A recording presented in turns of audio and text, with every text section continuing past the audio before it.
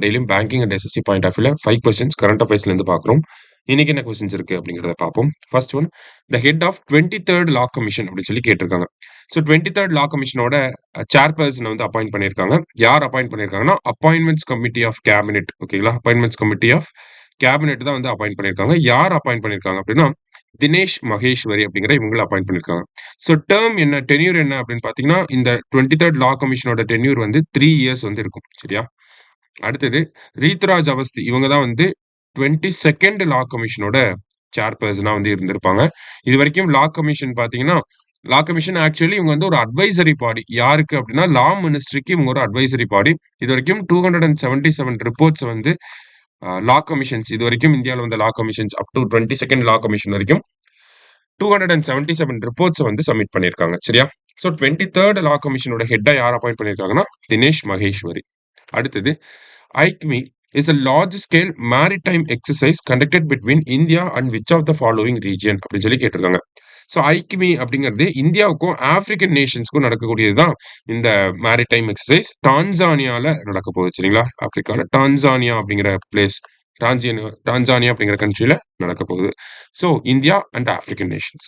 அடுத்தது, what was India's rank in the world in automobile production in 2023 அப்படின்னு சொல்லி கேட்டிருக்காங்க.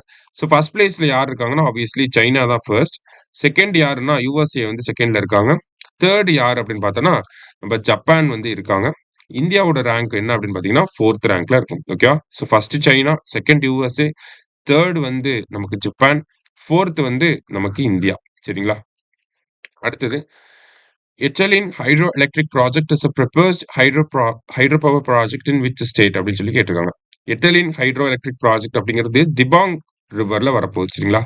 ஸோ திபாங் ரிவர் எங்க அப்படின்னு பார்த்தீங்கன்னா நமக்கு அருணாச்சல் பிரதேஷ் அப்படிங்கிறது தான் கரெக்ட் ஆன்சர். சரியா? லாஸ்டா, recently the cheetah project steering committee approved the relocation of cheetahs from Kino National Park to which of the following protected area அப்படின்னு சொல்லி கேட்டிருக்காங்க. ஸோ கினோ நேஷனல் பார்க்ல இருந்து எங்க மாத்த போறாங்க அப்படின்னா காந்தி சாகர் வைல்ட் லைஃப் சாங்சுரிக்கு மாத்த போறாங்க. சரியா? ஸோ இதை பொறுத்த வரைக்கும் பார்த்தீங்கன்னா ப்ராஜெக்ட் சீட்டா அப்படிங்கிறதே நமக்கு 2022ல ஸ்டார்ட் பண்ணியிருப்பாங்க. சரியா?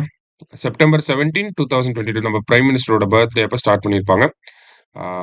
8 சீட்டா வந்து நமீபியால இருந்து வந்திருக்கும். நமீபியால இருந்து 8 சீட்டா, 12 சீட்டாஸ் வந்து பாத்தீங்கன்னா சவுத் ஆப்பிரிக்கால இருந்து வந்திருக்கும். இது எல்லாமே இவ்வளவு நாள் கினோல இருந்துச்சு. இப்போ சீட்டாவை ரீலோகேட் பண்ண போறாங்க. சரியா? So Gandhi Sagar wild life sanctuary இது எங்க இருக்கு அப்படின்னு பாத்தீங்கன்னா இதுவுமே மத்திய பிரதேஷ்ல தான் இருக்கு. ஓகேவா? ஸோ இன்னைக்கு 5 கொஸ்டின்ஸ் வந்து பார்த்திருக்கோம். தேங்க்யூ. சுரேஷ் IAS அகாடமி, வெற்றியின் முகவரி.